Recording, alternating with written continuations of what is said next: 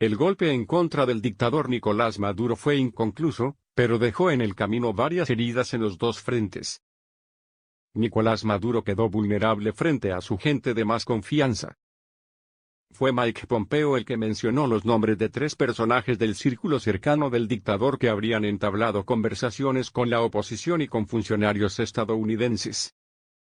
Lo hizo a sabiendas de la fragilidad que quebrantaría a los funcionarios señalados por la venganza que podrían tomar en su contra las cloacas del régimen de Maduro. Se trata de Vladimir Padrino López, Michael Moreno y Christopher Figuera, cabezas del ejército, Tribunal Supremo y Servicio Bolivariano de Inteligencia Nacional, respectivamente. Del lado de la oposición, Leopoldo López quedó herido por 2 motivos. Intentó ejercer protagonismo que el guión del golpe no establecía e hizo enojar a militares venezolanos que se encuentran en Estados Unidos, y a más de un opositor a Maduro. Pongamos como ejemplo a Enrique Capriles. Al dar a conocer los nombres de los traidores a Maduro, Estados Unidos deja claro que la confianza ha dejado de existir en el círculo cercano del dictador. Ahora, Maduro solo confiará en la Guardia Pretoriana cubana y en las estrategias de ajedrez rusas. Sin confianza, no se puede gobernar. No hay más. La buena noticia para la oposición es que, aún manteniendo el control de la fuerza, Maduro ya no gobierna Venezuela. La mala noticia es el impacto negativo que representa el desgobierno para una población en permanente desasosiego. Para quienes integran a la oposición existe otra mala noticia: no existe unión entre ellos.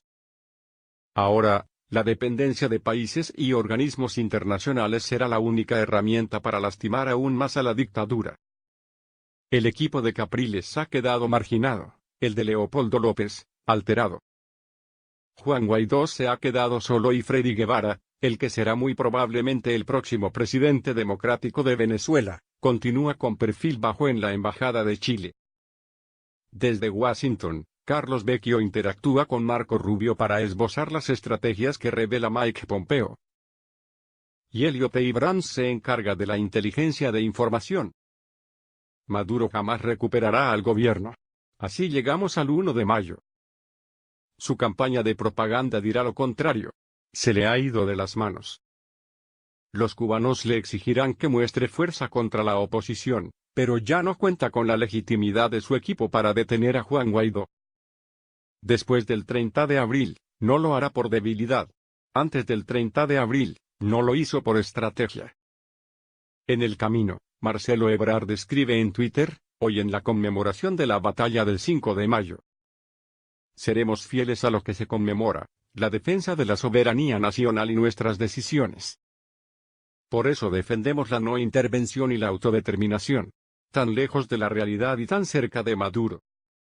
Por lo pronto, Ebrard y su asesor estrella, Javier López Casarín, inauguran What Design Can Do, un foro que, dice Casarín, se aplica a problemas de migración y refugiados.